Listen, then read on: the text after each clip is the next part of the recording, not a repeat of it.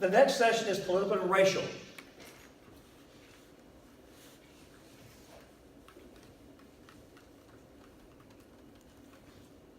Sometimes, and you guys are going to see this, what is going to be interesting, and you all should be paying attention to this, it's going to be interesting to see what our government, especially Congress, does with the Electoral College.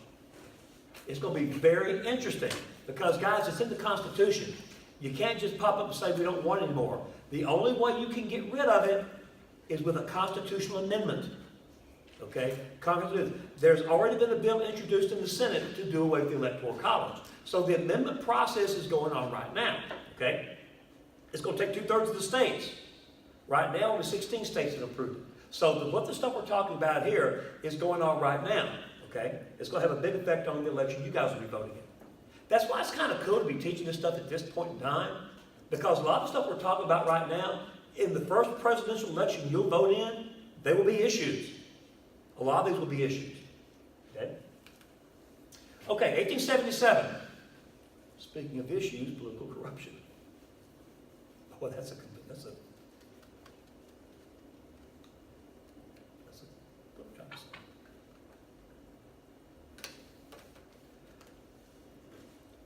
guys, if a presidential election comes out and it cannot be determined by the Constitution of the United States, you got to do something else, okay? This was the one where you had Rutherford B. Hayes and Samuel J. Tilden both trying to be president. Hayes is the Republican, Tilden's the Democrat, okay? You had different sets of electoral votes coming in from 3 states: Oregon, South Carolina, and Louisiana. Of course, in Louisiana, that's what we do, okay?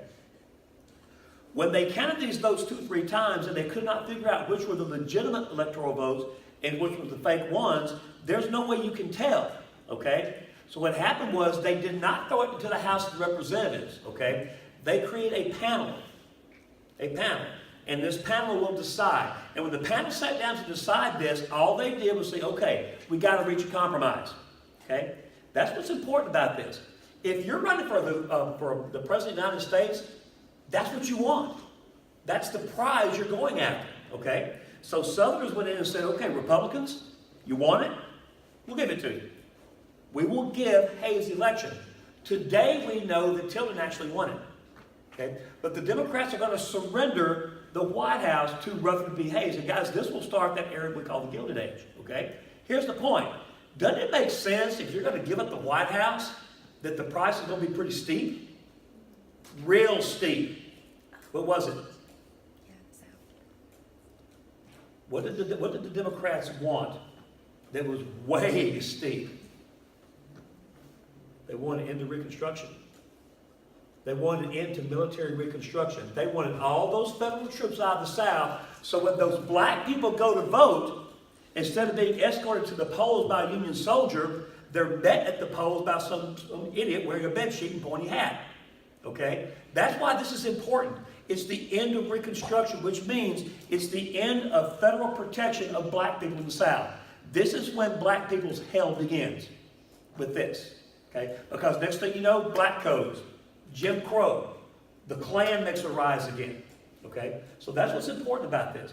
Remember the reading you just got finished with? It was talking about Little Rock, Arkansas.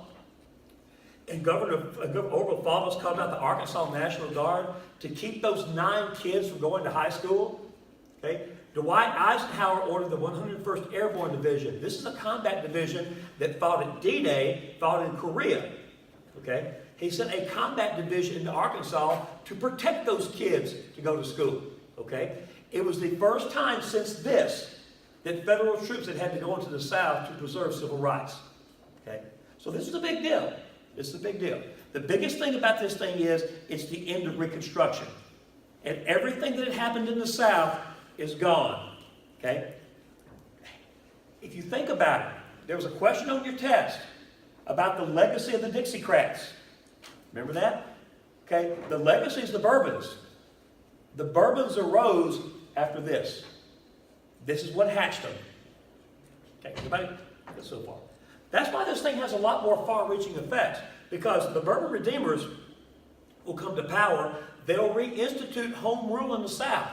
They will become the major constituent bloc for the Democratic Party, so much so they'll be called the Solid South. And by the time the second New Deal rolls around, they'll have Franklin Roosevelt right in the palm of their hand. Okay? They'll have Harry Truman right in the palm of their hand, because when Truman won't compromise with them about civil rights issues, they just both and form their own party. Okay? All that thing about the solid South and the Bourbons starts when Reconstruction ends. Is everybody good so far? Okay. Can't do that. That. Okay. Something else about this week. First of all, it's the birth of the Bourbons. Okay? But that's what's important about it. Okay? There was a document on one of your tests that was a quote from a former slave. And when she was talking about how her masters treated her and her husband well. Okay? A lot of slaves in this time period, after Reconstruction was over with, vocalized and said when they were interviewed by these WPA historians and things, that they preferred life on the plantation than freedom.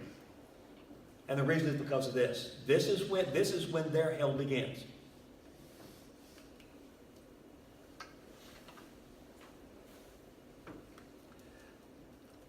Every year, we anticipate a civil rights essay.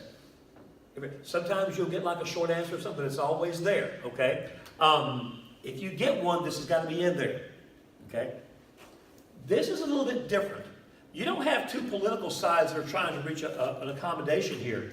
You've got a civil rights leader, one of the early civil rights leaders, Booker T. Washington, telling black people, if you want equality, you want respect, you can't force it. You can't force it. And this was given at the Atlanta Exposition for cotton production, and it became known as the Atlanta Compromise. Okay? This is Booker T. Washington's theory on racial equality.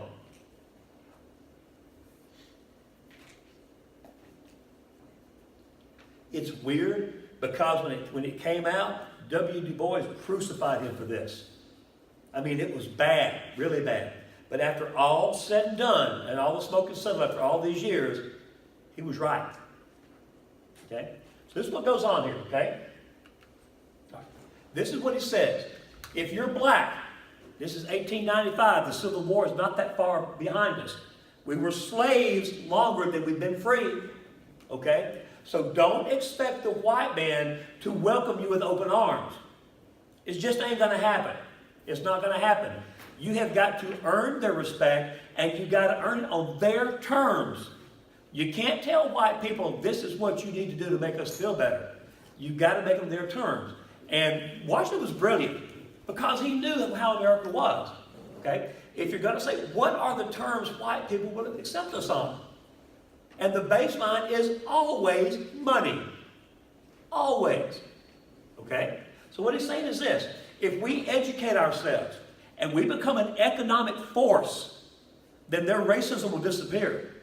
Because they may hate black, but they all love green. Okay? That's what this is. So he's saying that's the path. That's the path to having them accept us. If they accept us, there's no violence involved. But here's the problem. Until we get there, we've got to put up with them. We've got to put up with this racism. We've got to put up with the Klan. It's going to take generations for them to bleed out that racism. Okay? In other words, we have to accommodate their racism while we're achieving our goals. Okay? That's why W.B. Du Bois said, this is nothing more than an accommodationist policy. But guys, anytime people talk about this, yeah, Booker T. Washington thing, all you got to say is Beyonce. She's got more money than God.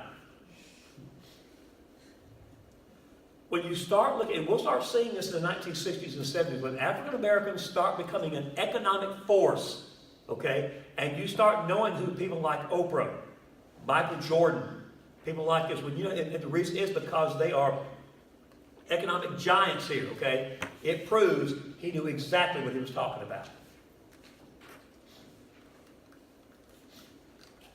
1895 is probably the wrong time to say it. Okay, so everybody good so far? Okay. Almost through. Okay, any questions about this stuff so far?